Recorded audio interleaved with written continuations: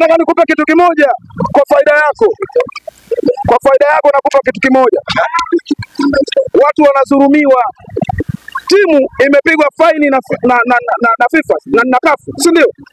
Ile faini ya CAF waliopigwa wao wamekwenda kulipa mashabiki.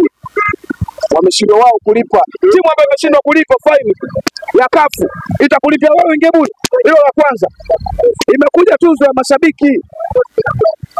Walivyokuwa wana viongozi bora wameshindwa hata kusema kwamba mashabiki tuzo ya kwenu imekuja na chochote kitu, wakakulipieni kaangalia mechi. Wanakaa kila wakati vya bure vinaponza. Performance ya leo Kizinga, mabao 2-0. Pacome Zouzoua wanasema ni zawadi kutoka mbinguni. Pacome Zouzoua usiseme tu zawadi, sema mchezaji wa klabu wa World Cup. Unakuwa unamkosea heshima. Hii ndio Yanga ya wana Yanga walikuwa wanaitaka.